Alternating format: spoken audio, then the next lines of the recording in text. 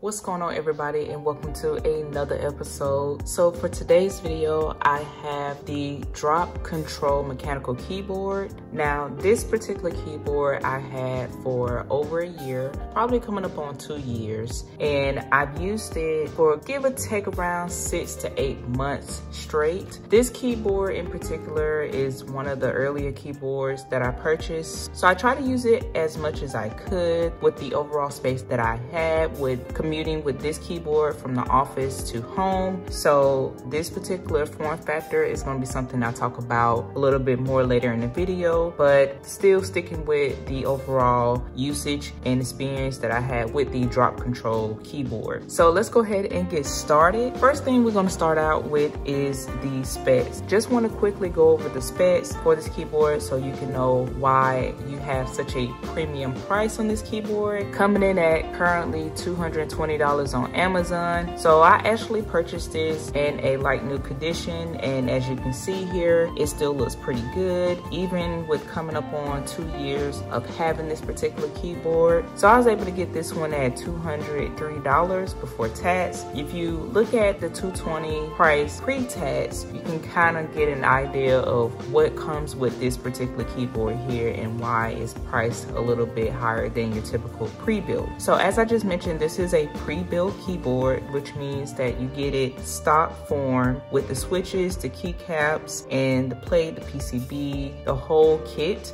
is already completed, and that is one of the things that I was looking at when getting started in the mechanical keyboard world. I also have some video ideas regarding pre-builts versus custom keyboards. I know I touched on it a little bit in other videos, but I really want to go in depth on why you may want to start in pre-built world versus building your own keyboard and just the differences in those two categories. So you can get an idea of why pre-builts can be a little bit more affordable versus custom being a little bit more expensive, but sometimes affordable. So it just all depends in the make of that keyboard. Starting off, we're gonna just take a look at the keyboard right here. So this is a full anodized aluminum frame, and this keyboard is pretty heavy and solid, but not heavy to the point where you can't commute with it at all. As I mentioned earlier in the video, I was using this keyboard in the office as well as at home. So I pretty much just packed this up each time I wanted to use it and took it with me, and for the most part it was relatively fine for me, but I'm not a person to kind of harp on weight. It all depends on the item for me, so that's kind of subjective. But getting back to the build of this particular keyboard, we have 2 USB-C ports right here, so you're able to connect your cable either on the left side or on the right side, which I think is a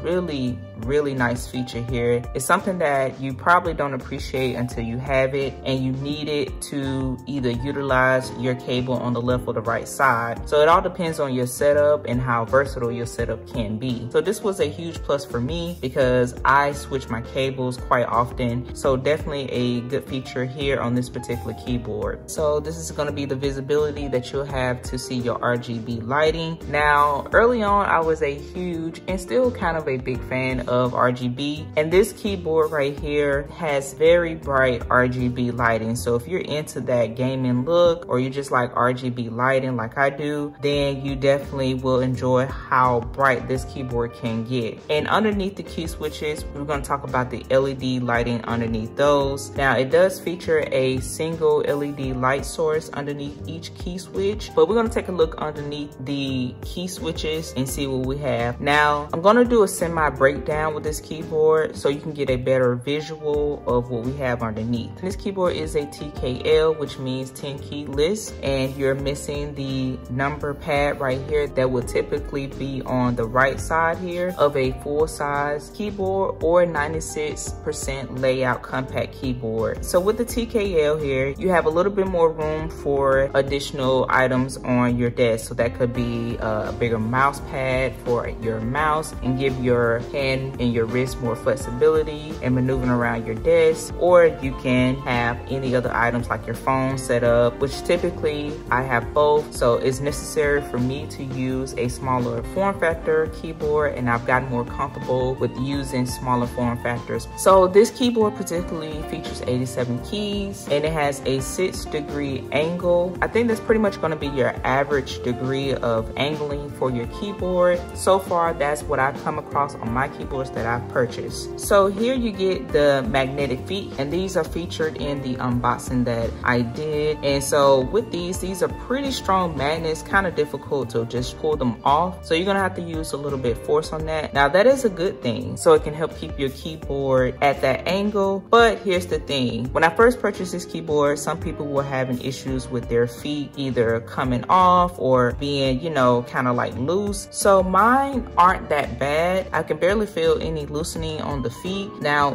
the left one is a little loose, and hopefully you can hear that slight rattle sound. Not a big deal for me, but if you're looking at the price, you kind of want it to come close as perfect, if not perfect, as much as possible. Underneath here, we get the Mass Drop Control mechanical keyboard. You also get your model number, and beneath that will be your serial number. And again, this is an all aluminum frame, so you're gonna have your screws around the base of the keyboard. I know some people take their keyboards apart, but I'm one to not do that with my pre-builds unless I need to take a deep dive to see if there's an issue. In addition to the base of the keyboard here, we have 6 rubber feet underneath to keep the keyboard in place. Now with the magnetic feet that we have here, that's going to be a total of 8 of the rubber feet. The only thing I will say is I wish these were adjustable. So obviously these are not adjustable feet, so you don't have any flexibility there. Now the firmware that is used for this keyboard is QMK firmware. I don't typically change any things of the layout of the PCB. I use it as is. For me, that's just fine for the standard as of now. Maybe in the future I would get to, you know, changing up some programming with the PCB. If you're into changing out the programming of your keys, then you would do that through the QMK firmware. So with the weight of this keyboard, you're coming in at 34 ounces or 964 grams. Again, that may be on a little bit heavier side for most people. However, this is typically a low profile keyboard. Now, quickly talking about low profile keyboards, with that, it just means you have the floating keycaps and your key switches are exposed underneath your keycaps. So if you don't like that, then you can check out the high profile options that they have. And I do believe they also have the high profile option in the Alt model. So in the unboxing, I did show you the 56-inch cable, the keycap puller, switch puller. So this keyboard features plate mount stabilizers. Now for me, I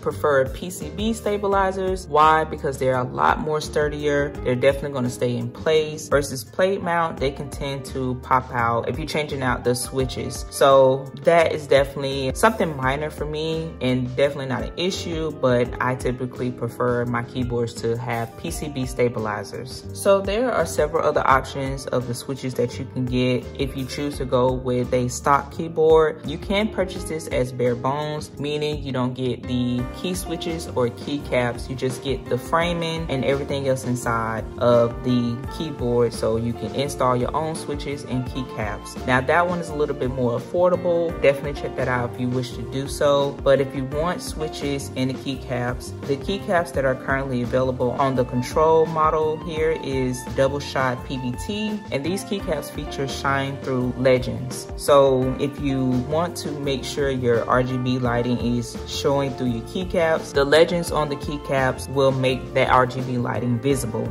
So the other switches that are available for purchase are the Cherry MS Blue RGB switches. Now each switch has a clear housing, so that way it increases the RGB lighting that you can have in your keyboard. The second key switch is the Cherry MS Brown RGB switches. You have the Drop Halo Clear, Drop Halo True, and then you have the KY KWA Box White switches. I hope I'm saying that correctly. And the KWA Speed Silver. Now, all those different switches have their own different specs. So if you want to look into those, you can definitely check that out to see which switch will work for you if you're interested in that. Now, I went with the Halo Trues, and these are medium heavy switches. So they're coming in at 60 grams with a 1.9 millimeter actuation point and a total distance of 4 millimeters. So kind of on the heavy side for me, but I wanted to try something different. These are the switches that I definitely wouldn't type on all day because the gram is a little bit more on the heavier side. I prefer something around 50 to 55 grams of actuation force. That is just kind of the sweet spot for me because I typically type 8+ hours out the day. So these switches I would switch out, and that leads me to another feature, which is this keyboard is hot swappable. So if you're looking for a keyboard that is hot swappable, then this keyboard will feature that. Now, that's another reason why I checked this one out, because I'm interested in testing out a variety of switches, and currently that's just my need for trying to get a keyboard that is hot swappable. So if that is another thing you're looking for, then you're good to go with this one. So as you can see here, we do have the clear housing on these key switches, and again, that just shows you that more RGB lighting can shine through. Underneath here, you're able to view the plate mount stabilizers. Now for this one, they seem to be in pretty strong. I don't feel any, rattling or possibilities these can pull out, but again, with the right amount of force, you probably can do so. But just keep that in mind when you're changing out your key switches. For the most part, they feel good. Now, one thing I will say, I wish they had a little bit of lubing in them because there's just something like there. I'm not sure how to describe it. Maybe like a little ping or rattling, but definitely not the best stabilizers here. So I prefer to have genuine GMK or Cherry stabilizers, again, PCB mount, because you just won't have to deal with that rattling noise in your stabilizers. If you have that rattling noise going on, then you can try to add a little lube in there or find some way to kind of minimize that rattling sound. But getting back to the key switches here, these are a tactile switch with a pronounced bump. Now for me, I would say this bump is around, this kind of has like a sharp bump in my opinion. That can vary a little bit. For the most part, you can tell, but on these switches, the bump is pretty sharp. I'm definitely getting some strong feedback from the key switch. So if you like more of a sharp bump, then these key switches can definitely give you that. Now again, that also plays into the weight a little bit. So if you like something that's a little bit more smoother and not so pronounced, then maybe a round bump will fit your needs. So next we're going to talk about is customization for this particular keyboard. Now, I know I said this is a pre-built, but it is hot swappable. So that means you can remove your key switches, you can lube them and reinstall them, or like I mentioned, you can install some switches that are just not available for purchase with this keyboard. And also that goes along with the keycaps. So you can use any type of keycaps that has the inmet stem compatibility with that key switch. So you can keep these keycaps as backups and not use them, and just find a different set that will work for you and kind of customize your drop control. So that's another thing that I will definitely consider doing with this one, because it does have that flexibility there.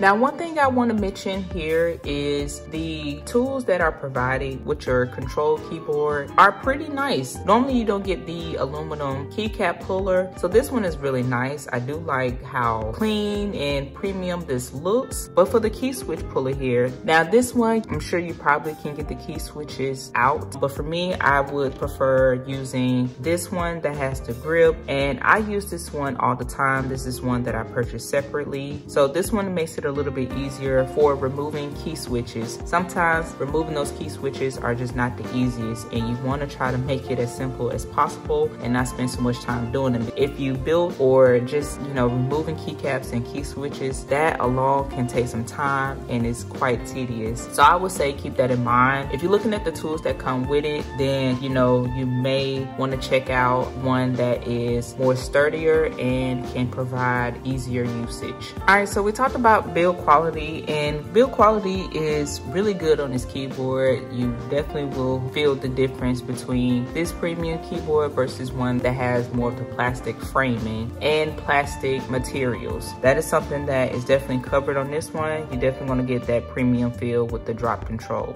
Next I'm gonna talk about is typing experience. Now, typing experience is, I'm gonna say, quite interesting on this one. Now, one thing I will say, if you're looking for top-notch quality, premium, top-tier typing experience, that is something that you may have to keep searching for or customize this keyboard to do. So as far as typing experience, it's okay. I definitely prefer other keyboards that I have for comfortable, smooth typing. Now, I'm just comparing the switches in this keyboard in its stock form to others. I'm not comparing it to something like a custom keyboard that I would have in its stock form. So with this one having a slightly different plating system, I would say that can change up the typing experience. But for the most part, it's okay. Now again, that can be subjective as well. I mean, I consider this to be a premium keyboard because of the pricing and the materials used for this one. And it just kind of lacks in the typing experience department, in my opinion. So I did mention that this is hot swappable. And another thing I want to include is how easy you can remove the key switches. So if we remove the keycaps here, which removing the keycaps is fairly easy, so no issues there. I love it when keycaps are super easy to remove. They shouldn't be hard, shouldn't be difficult whatsoever. Underneath this keycap here, you can see the stem where the switch would insert is nice and smooth, made well. Overall, a really nice keycap in its simplicity. And again, you can see here you have your legends that are shine through, so they just have that clear opening so your RGB lighting can come through. But getting back to the key switch here, if I was to use my own key switch puller,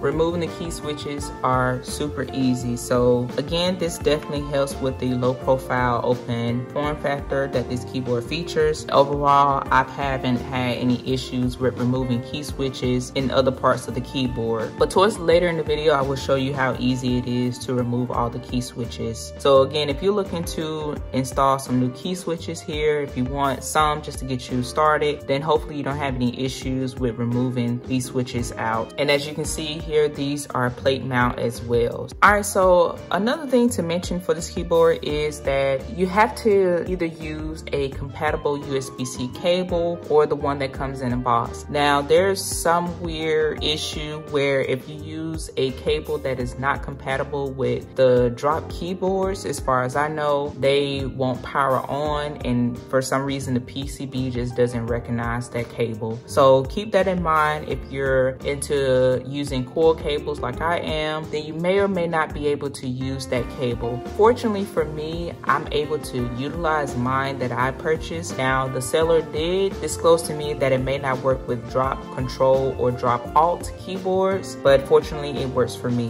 Now, that is just my experience. So I would say if you're not sure, then definitely get a cable that you know will work with this keyboard, or use the one that came in the box. So again, I mentioned the RGB is really nice in this keyboard. Is one of the best RGB lighting keyboards that I have. I definitely have enjoyed using the RGB light on this particular keyboard. And if that's something that you like, then you should be happy with the RGB lighting here. So if you don't want the RGB lighting, then you should be able to turn it off. But I leave mine on because I like that type of lighting, and it's part of the price and the packaging for me. So I definitely want to enjoy it. So next we're going to talk about the price. Now, I mentioned earlier in the video how much it was, but just going a little bit more in depth in the pricing as far as like what you're getting for currently $220. That is pretty steep, especially if you're just starting out. I will only recommend this keyboard if you have the budget for it and if you're aware of the features as well as faults. I say faults because this keyboard has a few. One, just as the keycaps and key switches are easy to remove, that can be annoying if you're not trying to do so. I know when I first got it, I was removing the keycaps just to see underneath what the key switch looked like. I end up pulling out the key switch as well. So that is another thing when it comes to hot swap keyboards. You kind of have to know that that can happen. But in my opinion, that all depends on the keyboard design as well. Now, I believe they start out around $175 for bare bones. And for bare bones, that's pretty steep too, for just to getting the aluminum frame, the plate, and the PCB PCB, that is quite expensive. So again, I say if you have the budget for it and if you want this premium style of keyboard, then you can look into the bare bones option as well. Now, not to be too harsh on this keyboard, I want to say too, it is not a whole lot of options that are good quality and hot swappable. And that's kind of the thing with pricing. It kind of has a reflection on the market value for certain things. I know if you want something that's readily available, hot swappable, and you know you're gonna get a good keyboard, it's a limited option. I'm just gonna be honest on that end. If you guys know any other options, definitely let me know in the comment section. Again, if you want something that's pre-built, then this may be a good option for you.